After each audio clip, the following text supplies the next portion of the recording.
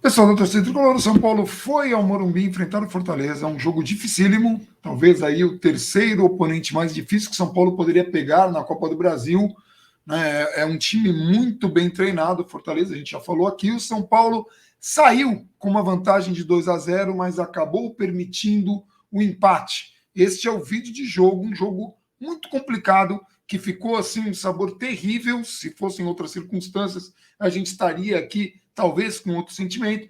Temos, e antes até de passar a palavra para o Perecini, temos aí muitas coisas para falar, inclusive que o Volpe falhou sim no primeiro gol, não só ele, o Reinaldo falhou na marcação, mas o Volpe erra o tempo da bola. É um erro grave porque ele falhou contra o Palmeiras. Então tem aí uma grande comoção da torcida e isso tem sim um grande destaque no jogo. O Reinaldo falha na marcação, mas o Volpe tinha condições, não era o cara que estava em vantagem no lance, mas ele erra o tempo da bola. Um goleiro como ele não pode falhar desse jeito. E isso acabou trazendo aí números diferentes para a partida. São Paulo não podia ter tomado 2 gols, mesmo tendo tomado esse, não poderia ter tomado 2 gols. Construiu até no segundo tempo, depois das trocas de Crespo, o suficiente para liquidar a partida. Teve 2 chances com o Reinaldo, 2 conclusões que o goleiro adversário pegou. O Rigoni acabou fazendo os 2 gols de São Paulo. A gente tem muita coisa para dizer, muita coisa que o Crespo tentou fazer, muitas variações, muito do cansaço, e tem aí uma esperança para o torcedor. Se fosse na semana que vem o jogo, eu diria que a vantagem do Fortaleza era considerável. Disputa a partida de volta em casa, tem um moral construído nesta primeira partida, porque estava perdendo de 2-0 até os 38 minutos do segundo tempo e conseguiu empatar até os 38 minutos. Era uma vantagem considerável do São Paulo. Então, essa reversão traz sim um grande moral, mas esses 13 dias que São Paulo terá depois do jogo do Juventude pode trazer aí uma coisa diferente. Né? Vai ter aí o São Paulo chance de recuperar um Luciano, por exemplo, chance de recuperar um Éder, chance de treinar finalizações, de recuperar fisicamente o time que ainda morre no segundo tempo. Temos destaques de todo tipo, mas eu vou passar a palavra para o Gabriel, o que você viu da partida, da análise tática, o que funcionou e o que não funcionou no jogo de hoje. A gente tem aqui a live de ontem, né? Aqui no canal, tá aqui gravada, e a gente tem os membros, que tem a seção de comentários, fica marcado lá quando são membros, podem perguntar para eles, os que acompanham a live pré-jogo. Para mim, o principal problema, não foi um susto, também não chega a esse ponto, mas a principal preocupação que eu tive quando vi a escalação é a presença do Benítez para um jogo contra o Fortaleza. Para quem vai olhar só a camisa do Fortaleza, São Paulo, Fortaleza, Morumbi, não sei o que, acha que o jogo é festa, mas aí você tem que olhar como os times estão hoje. E tal como nós falamos no jogo do Campeonato Brasileiro, o que me fazia até acreditar num equilíbrio maior, duelo totalmente equilibrado e continua, mas o que me fazia acreditar num equilíbrio maior no confronto eram os 13 dias de folga que o São Paulo tinha. Em termos de futebol, de organização e tudo mais, de momento na temporada, o Fortaleza vem muito melhor, né? Mas o São Paulo tinha... O Voivoda é talvez o técnico mais, nesse momento, até esse momento da temporada, é o técnico mais badalado, é um técnico que está mostrando um trabalho mais consistente, considerando o time do Fortaleza. Então, com sobra. Mesmo pegando o Renato Gaúcho, com o destaque que teve no Flamengo, a gente tem um elenco muito superior, o Palmeiras do Abel, também o Cuca do Atlético Mineiro, mas o Voivoda vem fazendo um trabalho belíssimo no Fortaleza, um grande destaque. É um time mais consistente, tecnicamente, tem uma visão muito interessante, é um técnico que até tinha sido comentado aqui, né, como antes do Diniz assumir, como uma possibilidade. Membros, o Lucas, acho que é Duran, se não me engano, sobre o nome dele, sempre trazia aqui, e é bom que no Fortaleza ele tem margem para ter alguns tipos de questões, alguns tipos de convicções, que aqui no São Paulo ele seria absolutamente metralhado. Hoje, por exemplo, ele entra com 3 zagueiros, um lateral de origem, um volante de origem, um zagueiro de origem, e toma 2 gols, e estava perdendo o jogo até os 38 do segundo tempo. E o time começa a reação com 2 falhas individuais dos jogadores do São Paulo. Então, nas assim, 2 únicas vezes que o Fortaleza chegou, porque no segundo tempo. Então no primeiro tempo o Fortaleza chegou algumas vezes, não que tivesse tido uma clara oportunidade de gol. Teve uma bola na trave. Teve. E a gente vai falar disso. Mas no segundo tempo, o Fortaleza chegou em apenas 2 oportunidades, sim, já nos 38, por causa das correções que o Crespo fez, justamente nisso do Benítez. Sim, o começo do segundo tempo não foi bom do São Paulo. Não gerou nenhuma grande chance ao Fortaleza, mas não foi bom. O São Paulo muda completamente nas alterações do Crespo, mas a gente já chega lá. Então, assim, a minha preocupação muito grande, a gente falou ontem, na live, no fim da live, foi acho que o último assunto, já na parte final, qual seria a melhor escalação para esse jogo contra o Fortaleza, e pensando nas características do Fortaleza, em alguns defeitos que o Fortaleza apresentou ao longo da temporada e principalmente nos jogos mais recentes, a escalação que estava como possível, não era nem provável, era possível, do UOL e do Globo Esporte, me parecia uma escalação positiva, uma escalação que contava com a movimentação do Gabriel Sara, uma escalação que contava com o meio de campo forte, com a presença do Lisieiro, com o Luan, com o Nestor um pouco mais solto, crescendo, não só na parte técnica, mas na parte de marcação também. Hoje, a partida do Nestor também, o jogo do São Paulo passa muito pelo Nestor, com Rigoni e Pablo na frente. Então, assim, era uma ideia positiva. A ideia dos 3 zagueiros, ela não é absurda, longe disso, nada disso, mas a presença do Benítez, e hoje a gente está gravando um pouco mais tarde, a presença do Benítez, como afirmou o Crespo em coletiva, ou melhor, deixa eu elaborar a frase corretamente, porque senão já sabe. A substituição do Benítez, como disse o Crespo em coletiva, tem muito a ver com a parte tática. Parte de marcação, parte de combate, que estava tendo um peso no jogo. E era a preocupação que eu tinha em relação a ele. O Benítez, ele tem 2 questões ali. O Fortaleza tinha alguma deficiência de marcação pelo setor esquerdo e muitas vezes entre as linhas de marcação. Se o Benítez conseguisse achar um espaço entre as linhas de marcação, talvez ele conseguisse achar um passe diferente. Sim. Mais difícil, ou quando a defesa do Fortaleza está postada lá atrás, mas muitas vezes o Fortaleza é um time que sobe a marcação, joga com os zagueiros lá em cima, poderia achar um passe como achou o Lisieiro no segundo tempo.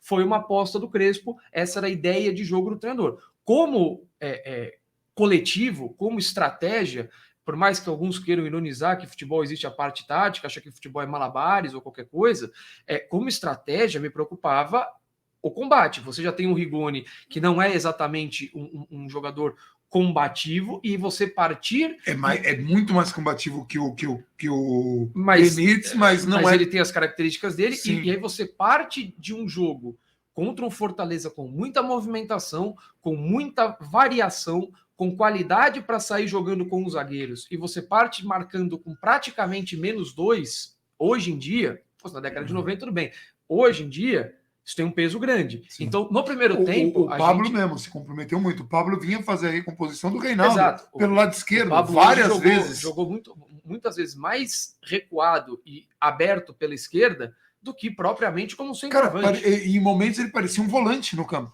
Em momentos assim, sim, ele estava ali para se preocupar com a deficiência que o Reinaldo tem na recomposição, que a gente já falou aqui, e que também ajudou na falha do Volpi, também estava ali o Reinaldo. Apesar do Reinaldo ter ajudado muito no primeiro gol, e a gente vai falar, é um jogador... Mas a questão do Benítez passava por isso, e aí, assim, entra no primeiro tempo em que tivemos momentos no primeiro tempo. O Fortaleza começa melhor, o São Paulo consegue equilibrar o jogo e passa a chegar um pouco mais, o Fortaleza termina ali recuperando um pouco do terreno, sim, anulando depois um pouco melhor do São Paulo. É um duelo entre Crespo e Vojvoda excelente de assistir, para quem tem esse interesse, ou taticamente ou a gente consegue assistir também isso. Não, eu estava vendo 2 dos técnicos mais promissores, com o material que tem dos melhores trabalhos em relação ao que é oferecido pelo clube, não só em peças, mas em relação a todo o pacote. Que fique muito claro, o que o clube oferece até de tempo para eles trabalharem, né?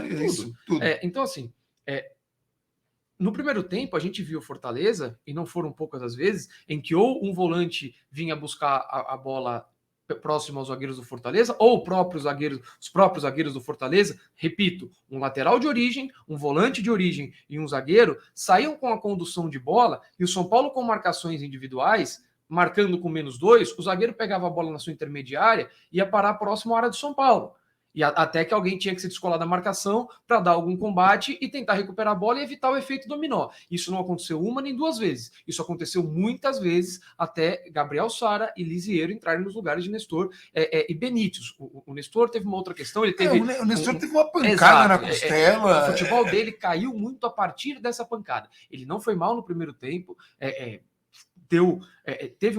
manteve uma boa média em relação às atuações recentes dele em todos os sentidos, só que não é diferente você jogar com o Sport e jogar contra o Fortaleza, são adversários diferentes, mas buscou uma enfiada de bola que por muito pouco não deixa o Rigoni na cara do gol, conseguiu ser combativo, conseguiu enfrentar os seus duelos individuais, não só com a bola, mas sem e ter um bom desempenho, mas o Benítez não. O Benítez ele não conseguiu, nem tecnicamente e nem na marcação, nem no coletivo, taticamente entregar o que se espera do Benítez. Ainda que ele tenha acertado um passe que foi muito mais falha do Crispim, e é bom citar isso. É uma inversão de jogo. Eu vou comparar, por exemplo, daqui a pouco a gente vai ter que falar do Reinaldo, eu vou comparar com a assistência do Reinaldo, por exemplo. Tá. A ótima assistência que o Reinaldo deu para o Rigoni. Tá. A bola é perfeita.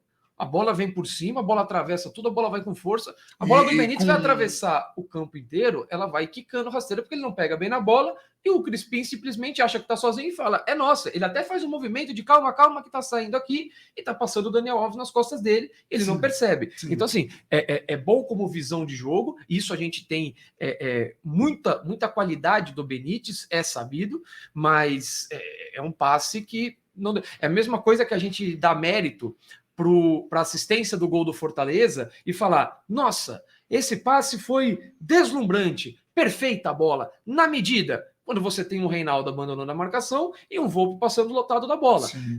A visão de jogo foi boa, a movimentação do Pikachu foi boa, o passe tinha a ideia correta? Sim. A execução contou com falhas individuais gravíssimas. Ou o gol do Luan na final contra o Palmeiras, o primeiro gol de falta do Daniel Alves, que ele chuta a bola, desvia na barreira contra o Santo André. A bola desviou na barreira e entrou. Foi visão do Daniel Alves? Não. Estou começando falando isso porque é uma questão de estratégia de jogo. A gente abre o vídeo assim, de repente alguém não conhece, é assim que funciona. Então, assim, como estratégia de jogo, isso me preocupou. E eu acho que isso custou muito ao São Paulo. Se a gente compara depois com a entrada de Sara e Lisieiro, o que foi o jogo, e como o Fortaleza chegou ao empate, não foi amassando o São Paulo, não foi empurrando o São Paulo para trás, não foi chegando algumas vezes, como aconteceu nos primeiros 15 minutos do primeiro tempo, uma finalização na trave, um cruzamento que se o Léo não desvia, a bola encontraria dois jogadores sozinhos na pequena área, o próprio lance que o Léo falha, uma falha individual que gera um outro contra-ataque. Então, assim, Fortaleza criou a sua chance, que nem sempre viram finalização, mas ameaçou o São Paulo como não ameaçou em todo o segundo tempo, até os 30 e poucos do segundo tempo. Até antes disso, o Fortaleza no segundo tempo tinha dado 2 chutes de longe, um muito fraquinho, em cima do Volpe, sem problemas, um com relativo perigo, a bola passa à esquerda do gol, e um cruzamento pela direita que a bola passa por todo mundo, que leva relativo perigo. Relativo que assim, a bola passa perto para quem está vendo pela televisão, um chute, né? Mas assim, não levou nenhum perigo no sentido prático, né? Então, assim, existe um duelo de estratégias, um duelo em que o Fortaleza tentava aproveitar a falha de marcação no São Paulo lá em cima, na primeiro momento do ataque, que empurrava o Pablo para ser um volante, um ponta, um qualquer coisa que tinha que gerar o combate dele, e o São Paulo tentando se aproveitar de eventuais espaços que deixavam. No primeiro tempo, o Fortaleza tem uma jogada de ultrapassagem pela esquerda. Quem é a ultrapassagem pela esquerda? O Felipe, um dos volantes, faz a ultrapassagem pela esquerda, cruza para trás. Quem vem de frente para finalizar? O Ederson, o outro volante. Quem tem que estar marcando os volantes lá na frente? Contra o Palmeiras, no jogo de ida e no jogo do Campeonato Brasileiro, na Libertadores, quem marcava os volantes do Palmeiras? Igor Gomes e Gabriel Sara no Campeonato Brasileiro, e a mesma coisa aí Nestor eu não vou lembrar se era o Gabriel Sara, se era o Lisieiro, um deles que ficavam responsáveis pelos volantes do Palmeiras. A marcação começa ali. Se isso não marcar ali, num jogo de marcação individual, vai estourar lá atrás. Esse é um ponto que é importante deixar claro. No primeiro tempo, eu cheguei a comentar aqui com você, deu dó do Rodrigo Nestor. O Rodrigo Nestor teve, acho que foi um lance que gerou a finalização de fora da área torta, que passou à direita do gol do Volpe. O Nestor começa marcando na nossa esquerda, ele tá lá na esquerda, o Fortaleza gira o jogo, joga a bola por dentro e depois de dentro para o outro volante, o Nestor sai correndo sozinho.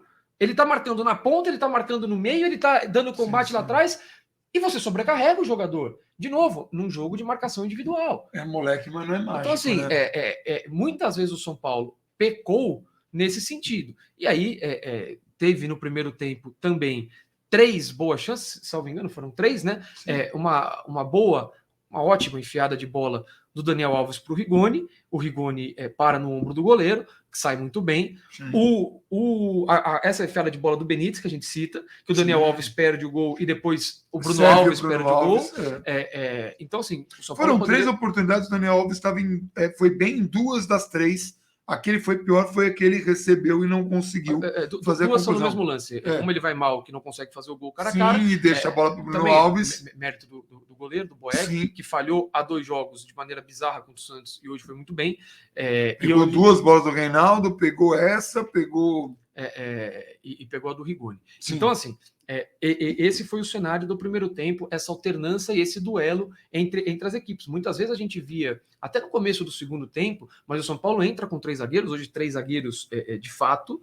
Outra coisa que eu não entendi é Liseiro no banco. Não consegui entender o motivo, era até Foi uma coisa que no pré-jogo foi muito debatido com os membros.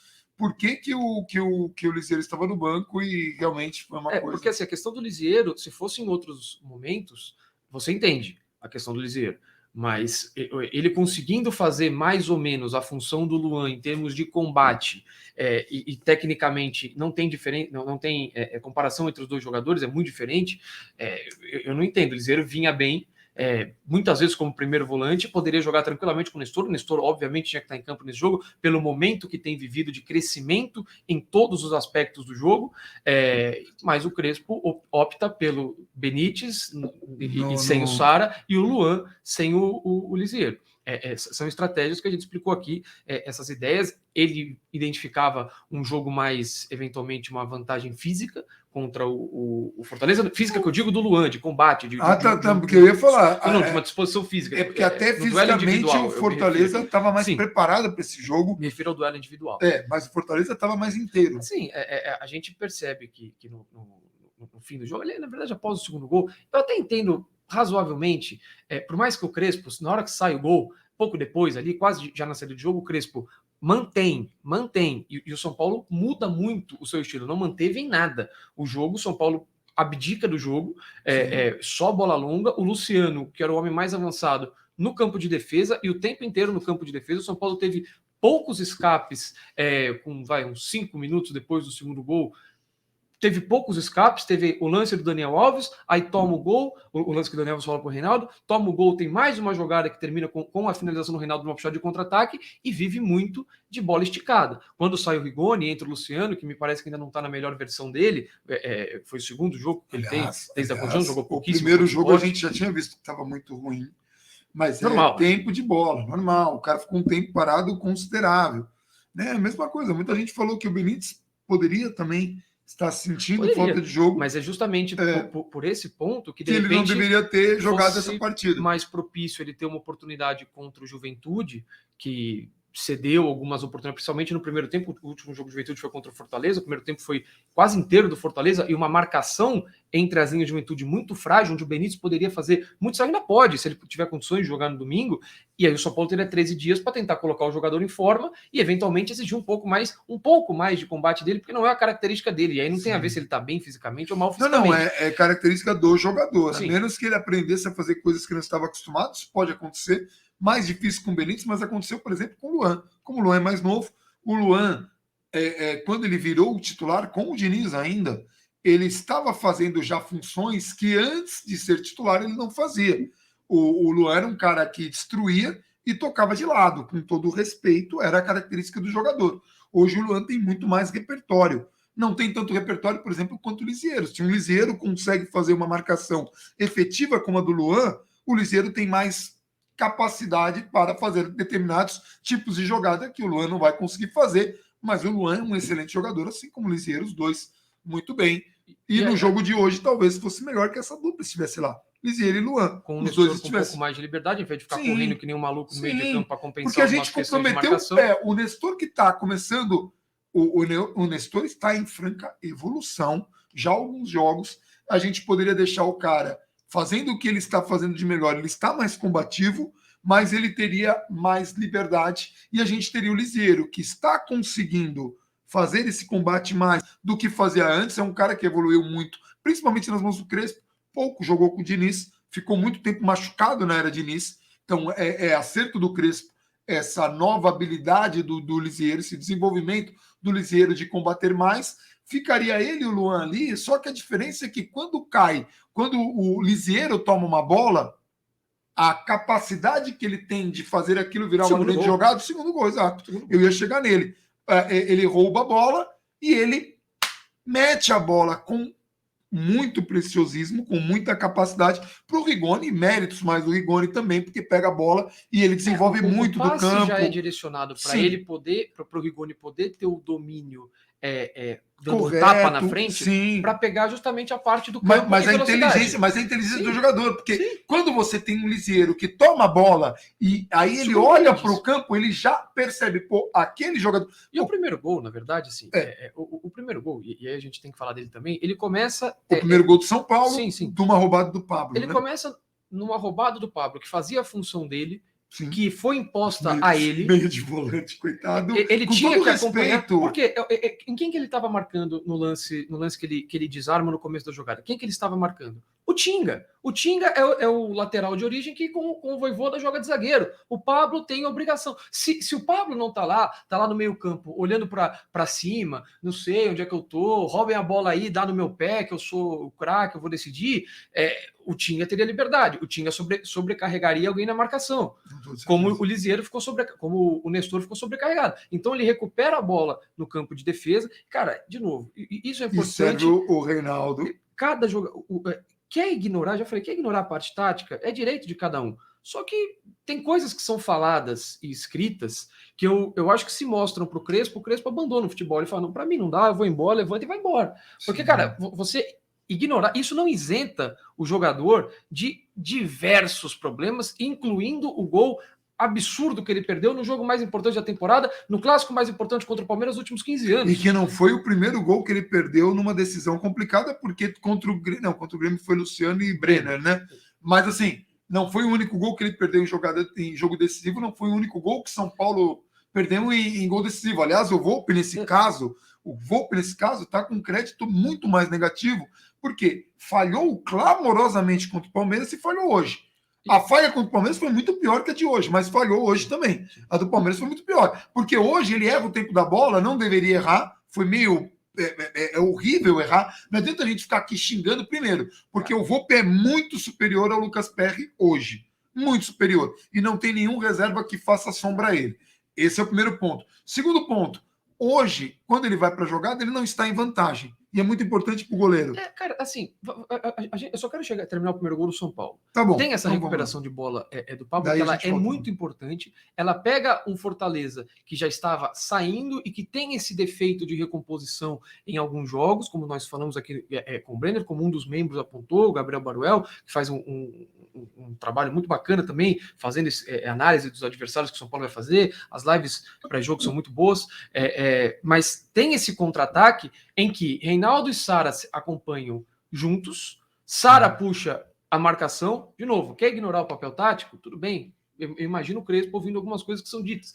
Ele puxa a marcação, se de repente ele não puxa, o Reinaldo é dobrado, o Reinaldo não tem tempo para pensar, porque tem que se preocupar com 6 caras cercando ele, ele é desarmado, e ia ser um lance que a gente não estaria aqui nem citando no videojogo, porque seria um lance relevante, seria o São Paulo recuperando mais uma bola no campo de defesa, andando 10, 15 metros, e aí o jogador ficando cercado e sendo desarmado, não seria culpa do Reinaldo, não seria culpa de ninguém, ia passar por isso, mérito do jogador do Fortaleza, que recompôs a jogada. Então o futebol tem tudo isso. Então, ele tem essa movimentação, o Reinaldo tem a leitura de jogo, o Rigoni vem fazendo essa movimentação, a gente está cansado de chamar atenção aqui dessa movimentação inteligentíssima do Rigoni, contra o Palmeiras, um gol anulado no Campeonato Brasileiro, o gol contra o Vasco, no jogo de ida contra o Palmeiras, sai um contra-ataque que o Nestor opta pelo Pablo aberto na linha de fundo, e o Rigoni já fazia essa movimentação aqui embaixo, saindo mano a mano. Hoje, de novo, são várias e várias vezes o Rigoni conseguindo ter essa inteligência de se desmarcar para pelo menos ter a condição de receber a bola e ir para o 1 contra 1, que é uma ideia de jogo. Muito inteligente o Rigoni. Muitas vezes o Rigoni ele fica como homem mais avançado por essa capacidade de decisão e porque ele também não tem a capacidade tática do Pablo. E muitas vezes eles jogam como complemento um do outro.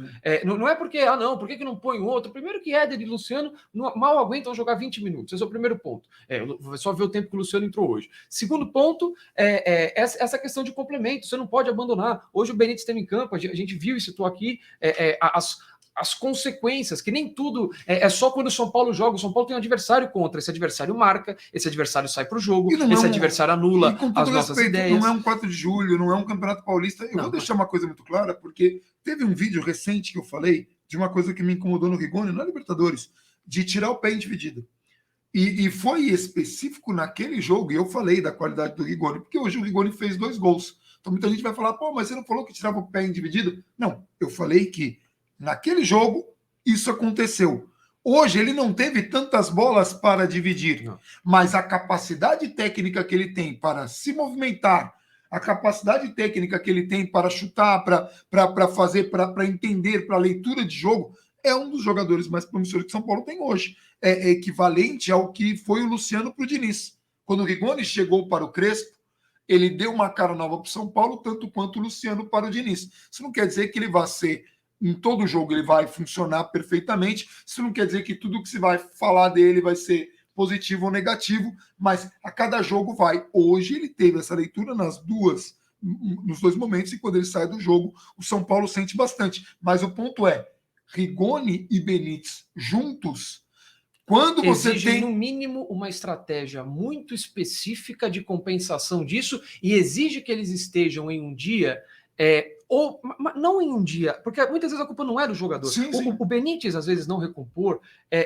muitas vezes não é culpa do jogador, porque às vezes o jogador não tem capacidade de fazer isso. E não adianta você exigir o que o jogador não tem capacidade de fazer. O Benítez marca, não. Ele não vai querer que o Pablo ganhe uma bola como pivô. Não é dele. É exigir que o Reinaldo seja bom na marcação. A gente pode apontar 200 vezes aqui que isso acontece. Não adianta virar o Reinaldo, Marco, cara, não adianta. E a gente não está falando que o Reinaldo não tem capacidade de fazer assistência, de cobrar uma bola parada. O clube tem que entender e tem que saber que você vai ter esse ônus e aí tentar se programar para minimizar isso dentro de uma estratégia, ou identificar as estratégias do adversário e falar, não, esse jogo aqui, isso funciona. Sim. Isso funciona. Racing, jogando com a defesa na linha do meio de campo e você tendo o Marquinhos para puxar contra-ataque com o Rigoni, excelente. Vamos tentar o Benítez. Vamos lá. O Miranda conseguiu dar uma excelente assistência no gol, que a assistência não é tecnicamente dele, mas a jogada é dele, bola longa. Marquinhos vai chegar em velocidade 200 vezes contra os zagueiros do Racing, que são pesados. Então, é questão de você ter essa leitura. E hoje, a leitura do Crespo na alteração foi muito boa. Eu não gostei da escalação. Para mim, é muito pior do que qualquer outra escalação recente que ele tenha feito. Ou seja, olha que coisa curiosa. O Crespo erra na escalação, mas o São Paulo toma um empate depois da correção dele. Ironias, exatamente. Também abre o placar e amplia, e tem chance de ampliar ainda mais. Quando faz a correção. Mas, e aí, essa bola chega no Rigoni, mérito totais do Rigoni, vai para cima da marcação, decide, bate muito bem. O Rigoni é muito difícil de marcar, porque o zagueiro não sabe onde ele vai cortar, que se ele cortar para a direita ele bate bem, se ele cortar para a esquerda ele bate bem. O Rigoni é o que a gente esperava do Centurion. Pelo menos até o momento. Não, quando o Centurion chegou, a gente esperava isso. Um jogador que tem velocidade, capacidade de drible, duas características que ele tem. Um jogador que é marrento, porque o Rigoni Ele não é veloz, mas ele tem uma boa velocidade. Não é Pablo, não é Luciano. Ele é mais rápido que esse jogador. Sim, o Centurion seria mais rápido do que ele. Mas, assim, é marrento, driblador e tudo mais, é que o Centurion foi mais marrento do que jogou bola, que o Rigoni, pelo menos até aqui, isso é bom, tem jogado mais bola. Tem jogado mais bola, sim. E que bom, continue. Não é muito, mas é só aquela coisa de provocar. Um jogador que tem bom drible, que provoca, jogo, que sabe chegar no adversário. Um jogador técnico. Isso. Mas e aí ele define muito bem. E aí no segundo gol, a gente tratou não, vamos pro segundo gol. O segundo gol foi a tomada do Lisieiro. A gente tratou muito rapidamente. O São Paulo se retrai. Ali fazia sentido o Rigoni estar sozinho na marcação, porque ele tem uma vantagem contra o Tite.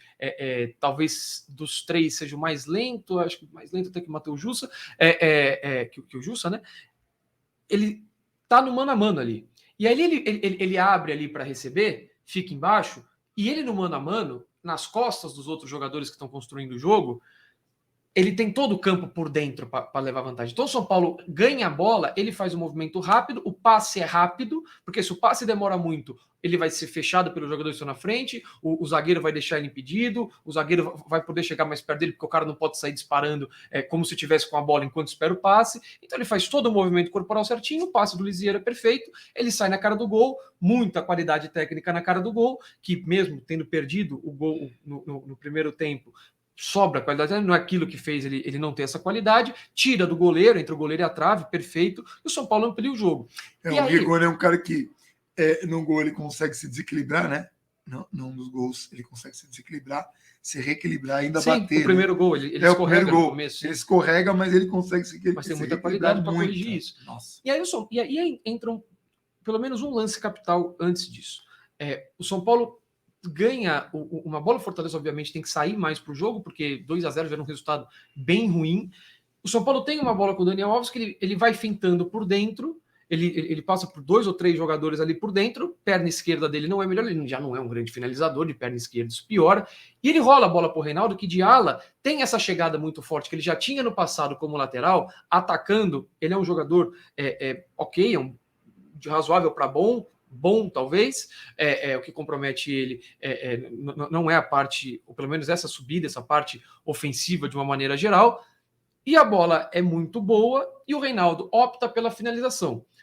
Existia a possibilidade do cruzamento, tinham 2 jogadores do São Paulo chegando no fundo, era uma bola que ele poderia sim bater, só que era preciso pelo menos fazer o gol ou tirar a bola do raio do goleiro. A bola vai ali, o goleiro meio que dá uma ajoelhada e a bola pega justamente na perna em que ele cai, né? Era um lance para se fazer o gol. E aí a gente chega aos 38 do segundo tempo.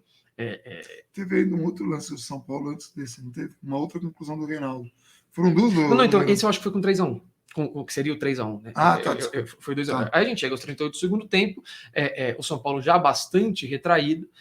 Vem esse cruzamento que, assim, cara, é marcação individual, cara. Você tem a sua obrigação com vários jogadores. O jogador da bola teve liberdade suficiente para dominar ali na intermediária e tinha um distanciamento. Já era um momento em que o jogador ele já não estava completamente de costas para o gol, ele já estava de uma maneira lateral, em que ele poderia abrir o compasso e finalizar rápido, como fez o Rigoni, ou ele poderia buscar um passe. Ele já não deveria ter essa liberdade. Teve.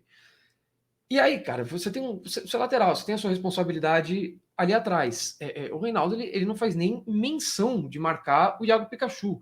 Ele não faz menção. E assim, de novo, não é a primeira, não é a segunda, acho que não é a 10ª vez. A gente pode lembrar de jogos contra o Palmeiras no Allianz Parque em 2018. Ainda era o Aguirre, o treinador, a primeira derrota do São Paulo naquele Campeonato Brasileiro, em que a gente vê um Reinaldo frágil, ou no combate da marcação, ou tomando essa bola nas costas. A gente pode voltar a 2015, a eliminação do São Paulo na Libertadores para o Cruzeiro. O jogo inteiro, além do gol, é nas costas do Reinaldo. Então, assim, é uma característica do jogador que ou você trabalha para minimizar isso, ou dentro de um sistema que tem uma correção, isso vai custar caro. E aí, para mim, a grande questão do Volpi é o seguinte: a falha, ela existe muito, porque a gente até comentou aqui, ele tem que sair e ele tem que dar o tapa. Ali, nem que se erre o tapa em si, ele vai sair, caso ele chegasse um segundo atrasado na bola, ele toca na bola, o jogador põe o pé, a bola divide, espirra num, espirra no outro, passa para o jogador, ali tudo bem, porque era uma bola que você não tem como sair inteiro, você tem que sair para tirar. Muitos goleiros, e eu gosto quando fazer isso, eu particularmente,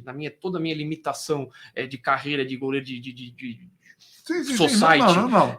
Uma decisão que você tomaria. Eu, o Rogério fazia muito isso. Eu gosto quando o goleiro sai com o pé nessas bolas. Eu gosto, porque é uma bola dividida, é uma bola em que o jogador adversário também não tem vantagem, ninguém tem vantagem, e é uma bola que você vem de frente com o jogador de lado. Então, assim, vai diminuir um pouco a sua chance de fazer o pênalti, diferente quando o goleiro sai com o carrinho, o jogador toca a bola dominada, aí ele meio que dá um tapa pro lado e cai. Eu já gosto de sair, tipo, meio agachado, esperando a conclusão, mas porque era escola... Você esperar a conclusão, você tinha que sair para evitar que o jogador chegasse na bola. Sim. É o que o Volpi tenta fazer, só que erra a bola, aí não dá para você errar a bola. Sim. Então, se você saindo com o pé, existe menos chance de ter esse erro. Você saindo com o pé, às vezes intimida um pouco o jogador adversário, ele já vai meio tirando o pé, ele vê que o goleiro vem vindo numa velocidade já meio de lado. A diferença de Rogério e Zete, eu acho que o Zete sairia como o Volpi saiu. Poderia ou não. Mas pegaria a bola, provavelmente. Mas a grande não questão... Não dá para saber, porque, de novo, o Volpi falhou. O Volpi falhou, mas como o Rogério já falhou, como o goleiro, os grandes falham. O problema é que o Volpi falhou contra o Palmeiras, falhou essa vez, e aí todas as falhas que ele teve contra Santos com o Marinho, contra Palmeiras lá da iluminação, todas essas falhas, elas têm um peso muito maior do que os jogos que ele fez bem, e como essas duas foram muito seguidas, já vem toda aquela contestação e todos os apelidos. E a grande questão para mim é assim, dito tudo isso, do erro técnico, eu considero para mim o erro contra o Palmeiras muito pior que clamoroso. Isso. Muito, porque o erro contra o Palmeiras era a bola inteira dele, eu não considero nem que o Pablo tenha atrapalhado. Não. Para mim não atrapalhou nada, dele, nada. Total. Ali existe um erro técnico, uma bola inteira sua, e aí entra o segundo ponto para mim, em que ele não tem que reagir para consertar um erro. Não é uma bola que é totalmente sua, como a bola do Patrick de Paula. O que eu falei no Twitter, a galera não entendeu. A vantagem não era do Volpi no lance, mas ele não podia errar a bola. Não é questão de vantagem ou desvantagem, é uma questão de que você está preparado e o jogo está acontecendo. Sim. Se o jogador bate pro gol, você está preparado para isso. É a bola sua. É uma expectativa. Sim, é a bola sua. Quando existe essa enfiada de passe em que o lateral simplesmente, o ala, abandona a marcação por completo, você já tem que ter uma reação. Você já não está agindo, já não é uma questão natural. Você tem que corrigir um erro de um companheiro. Então, é mais ou menos, vamos supor, tem 2 zagueiros, tem um cruzamento, o primeiro fura. O de trás, ele tem que estar esperando esse erro do companheiro. É o princípio do futebol. Mas ele não, muitas vezes é muito diferente, como se não tivesse ninguém na frente dele, essa questão humana, questão de reação, e ele tivesse com perigo. Então, assim. Mas é por isso que eu estou falando. Eu sei que é semântico, mas isso é vantagem que tira dele do lance. Para mim é. Porque, por exemplo, num chute, ele está esperando. Para mim é semântica.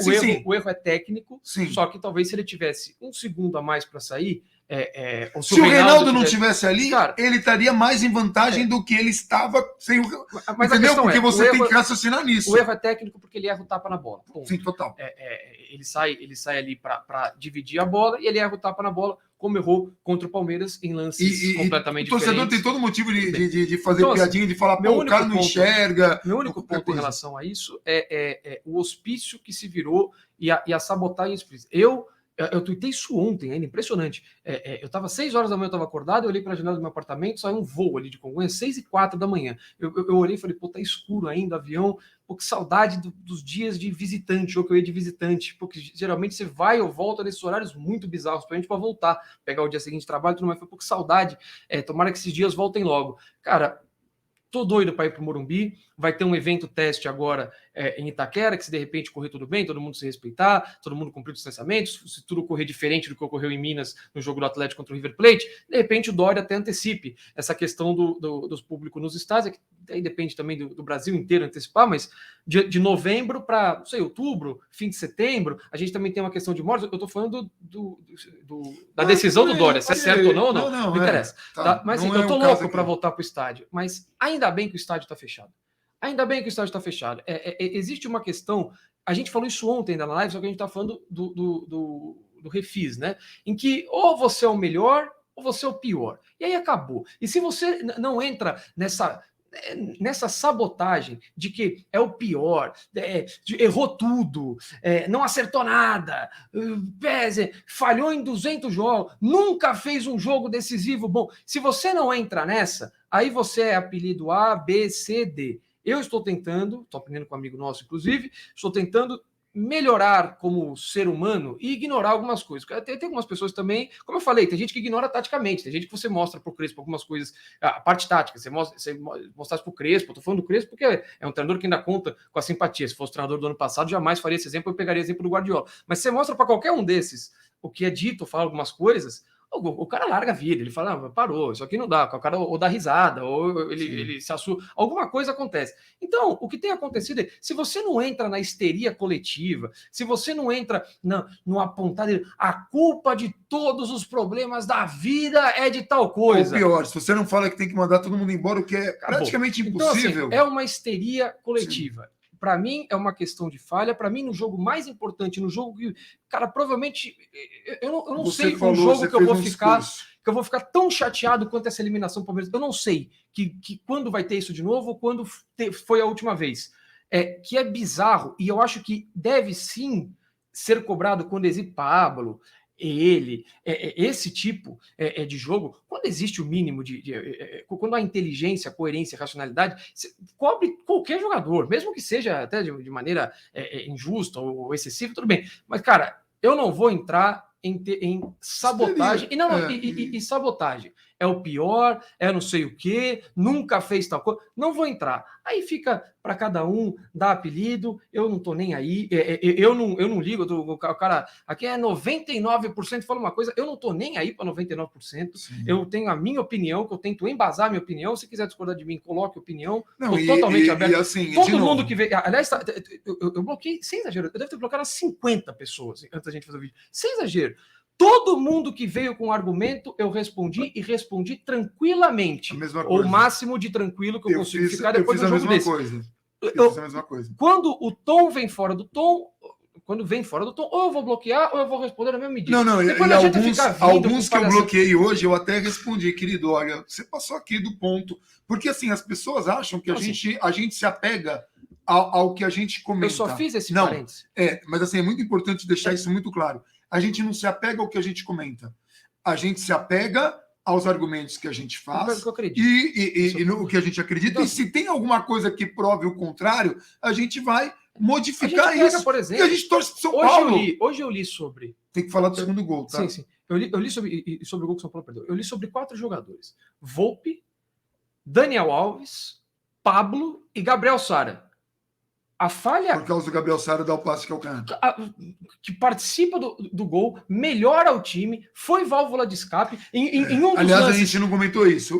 Na jogada que o Reinaldo vai pro campo que dá o passe, a gente não comenta que o Gabriel Sara eu comentei, falei. Faz ali o guarda-costas. Então, no lance que eu acho que é o que o Reinaldo perde o 3-1, de perna direita que o Boeck sai no pé dele, o Sara jogou, ele estava marcando a lateral esquerda, recompondo, ele foi a válvula de escape, ele recebe a bola, ele inverte o jogo, ele vem para a ponta direita na movimentação para dar opção de passe, a bola chega no Daniel Alves na ponta direita, ele sai e vai virar centroavante, opção dentro da área.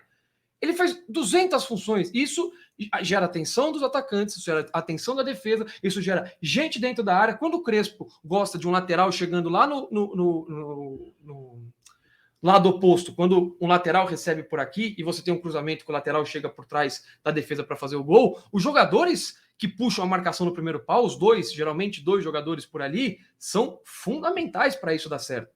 E o Gabriel Sara fez tudo isso. Aí ele joga um passe de qualquer, no meio de campo, pro alto. Não é que ele primeiro, não é que ele pegou uma bola dominada e deu um passe de calcanhar. A bola veio, foi um chutão do Léo, uma afastada do Léo, uma espirrada do Léo, que estava pressionado, fez o que tinha que fazer, mas chutão, é bom que se diga, né? Não foi gol de saidinha nem nada. Aí um toque que é para cima, se ele pegasse a bola e chutasse normal para cima, ele podia, porque não foi de qualquer. Enfim, a bola vem por ali, vai para cima, e o São Paulo toma um segundo gol nos acréscimos de um jogo em casa, em que o 2-1, naquela altura, estava mais que suficiente, uma falha de recomposição, um erro de novo pelo lado esquerdo, impressionante como o São Paulo sobe por aquele lado, quando joga com o Reinaldo por ali, impressionante. Um jogador que tem a liberdade que teve de fazer o cruzamento, mano a mano na pequena área. Aí o Bruno Alves hoje fez uma partida excelente. Você tá elogiando. A partida do Bruno Alves hoje é excelente. Aí você deixa o jogador com toda a liberdade para fazer um ótimo cruzamento. O cruzamento do jogador do Fortaleza foi ótimo, acho que foi o Robson que cruzou. Foi ótimo. Entre o goleiro e o zagueiro, a bola mais difícil de você antecipar. E aí saiu o gol do Fortaleza, esse Bruno Alves aí, não sei o quê. Então, assim, tudo isso, eu li tudo isso, e eu não vejo um lá do Reinaldo. Assim, de novo, que eu digo houve um erro, novamente, a gente precisa tomar cuidado com isso, tem que haver uma estrutura. Eu não quero que pegue o cara e pendure o cara num prédio. E não é nem o que a gente faz. Por exemplo, a gente critica o Reinaldo. Isso é só para citar. Vocês se preocupam demais com o que é falado. Eu me preocupo porque isso chega lá. Fale com. Se alguém tiver oportunidade de falar com qualquer pessoa dentro de um clube de futebol, de massa, obviamente, não adianta eu pegar um clube, com todo respeito, do interior, mas isso chega lá. Eles ganham milhões, eles não são coitadinhos. Eles chegam lá. O Sada falou isso. Todo o Sada falou isso. Quando o Sada começou a jogar bem, as críticas. Mas o Sada fala isso. As críticas atrapalham, ele atrapalham, mas faz parte do meu trabalho. O Sada fala isso quando ele começa a jogar bem, que a galera massacrou ele. No primeiro gol dele pelo profissional contra o Santos, quando ele faz 2 gols, só pode empatar o jogo. A grande questão ali é justamente porque isso afeta o clube. E se afeta o clube, para mim é pauta. Se vai afetar muito pouco, mas é todo mundo ruim. Se é todo mundo ruim, o mínimo que você tem que fazer é tentar ser coerente e não destruir a confiança do cara que já ruim. Imagina se ele for ruim sem confiança, nós estamos mortos. Então, assim, o meu ponto é, goste ou não goste, isso chega lá dentro. Não sou eu que estou falando, não sou eu que inventei, tirei da minha cabeça, eu acho que chega, isso chega. Quando houve aquela curtidinha lá do Júlio Casares, num tweet metralhando o elenco inteiro, é informação que isso chegou dentro do elenco. O presidente está curtindo coisa que metralha o elenco inteiro. Isso não pega bem, isso não é legal, isso gera discussão interna e o foco do jogador, que deveria estar só no jogo, eles estão lá batendo papo de outra coisa. Ponto. É assim que a vida funciona. Deveria ser, não deveria? Não sei. É assim que funciona, me preocupa. Então, tudo que me preocupa é esse o ponto. Então, assim, esse, no primeiro gol, acho que já falamos o suficiente, o segundo gol também. Entre esses gols, também estamos. O Reinaldo recebe uma bola ali que gera um cruzamento, a bola sobe para ele ali de perna direita. Ele tem uma perna direita que não é ruim, e esse é o principal ponto. Por exemplo, a perna direita dele é melhor que a perna esquerda do Daniel Alves. Para esse tipo de lance especificamente. O Daniel Alves ele não tem tanta força e até tanto direcionamento para finalização quanto... Tem confiança, mas não tem... E até para cruzamento. Ele consegue puxar a bola e bater para fazer ali um arco para dentro da área. Mas para finalização, a gente pega o jogo contra o Grêmio, pode ser? Não lembro. Que o Reinaldo tem uma belíssima finalização de perna direita, que a bola toca na trave.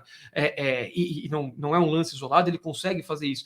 Então, ele não vai bem ali, para no goleiro, que faz uma boa leitura, faz uma boa saída para diminuir o espaço do jogador. Então, assim, pelo que foi o jogo e pelo que é o Fortaleza, e aí acho que o último parêntese sobre tudo isso que eu estou falando, e o quanto é importante, acho que não sabotar o time, assim, ano passado houve um cenário muito parecido. Ano passado o São Paulo tomou um gol nos acréscimos, no segundo tempo contra o Fortaleza ganhou de 2-0, e tomou um gol que eu acho que foi aos 35 do primeiro tempo, hoje foi 38 ou 39.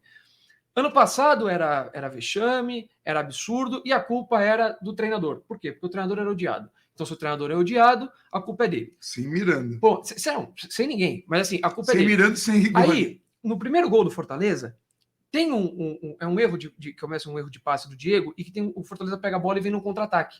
O Luan, ele vai ficando para trás, porque eu acho que ele já estava desgastado, e porque o David é mais rápido que ele vai ficando para trás, até que ele some da tela e o Fortaleza faz o gol, numa jogada em que ele já parte de trás. É um lance muito parecido com o lance do Tietchan contra a LDU, na altitude, em que virou até meme. Aí o cara filma a televisão, ó o cara, fica apontando pro jogador, como se aquele gol tivesse sido culpa de um único jogador. E o Luan faz igual. Por que não teve com o Luan? Porque o Luan é querido. O Luan é querido, e eu acho que ele tem méritos para isso, sim. Porque é um menino sério dentro de campo, um menino da base do São Paulo, um menino, não sei se era São Paulino de infância, mas aprendeu a ser São Paulino, um menino quando está em campo honra muito a camisa do São Paulo. Os lances são muito parecidos, só que um é falta de vontade e o outro ninguém nem viu, o outro está preocupado com o treinador, o cara errou o passe, ele, saidinha do treinador, que acabou. E assim que funciona. O Lisieiro errou um passe esse ano, em que ele vai recuar pro Volpe e sai o gol, culpa do Lisieiro. Então, assim, no ano passado, culpa do Diniz, com a saidinha. Então, assim, o meu ponto principal isso chega. E isso vai queimando aos poucos o jogador. Aí depois não adianta vir falar saia do São Paulo e seja campeão. Não adianta vir com essas palhaçadas, essas piadinhas, tudo é meme, todas essas palhaçadas. Então, sim, eu me preocupo com essas coisas, não é porque falo, quer falar que...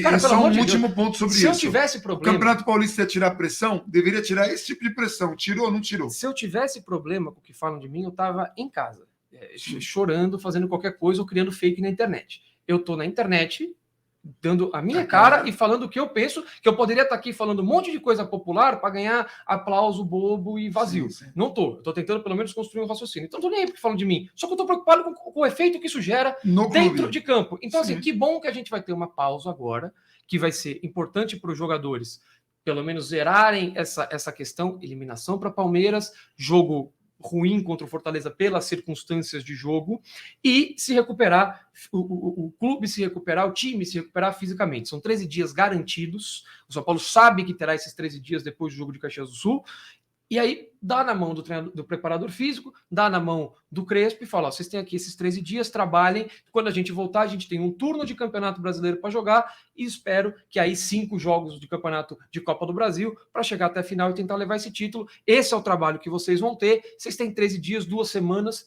que eu acho que para essas circunstâncias é suficiente para você tentar colocar o time mais competitivo do que hoje. Um pouco mais perto no nível daquele Paulista aceitável. Lá. Sim, exato, no nível aceitável. Exato. Hoje o São Paulo, fisicamente, em 99% dos jogos, não tem um nível de competição aceitável, cai no segundo tempo, e o melhor São Paulo é o São Paulo que se aproxima, é o São Paulo que sai rápido, é o São Paulo que tem fôlego para chegar com vários jogadores para preencher a área do adversário, é o São Paulo que consegue criar pelos lados do campo, porque se aproxima por ali e o jogador vai até a linha de fundo. Então, esse é o melhor São Paulo da versão Crespo.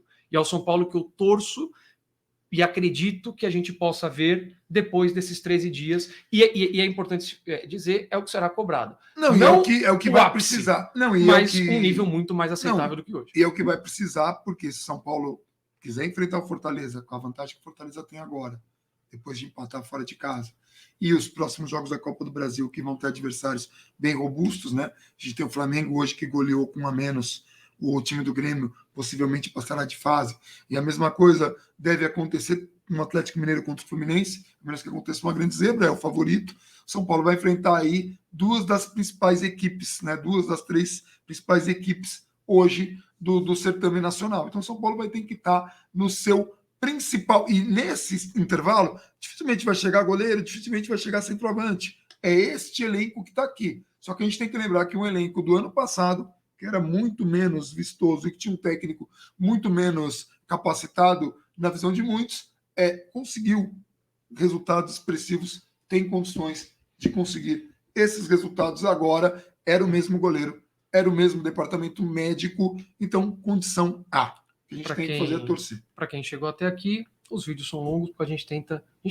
Vocês conseguem, não sei se acerta, não sei. Mas a gente tenta abordar todos os aspectos do jogo e do entorno do jogo que influenciam no jogo. Para quem acha que o jogo é FIFA, né? Então o PES é melhor, né? Para quem acha que é PES e enquanto a gente está gravando esse vídeo, o mundo para de existir, ele só volta a existir no jogo contra o Juventude e que nada acontece nesse meio tempo, não tem treinamento, não tem decisão de treinador, não tem estratégia de jogo, não tem nada. Aí eu não consigo.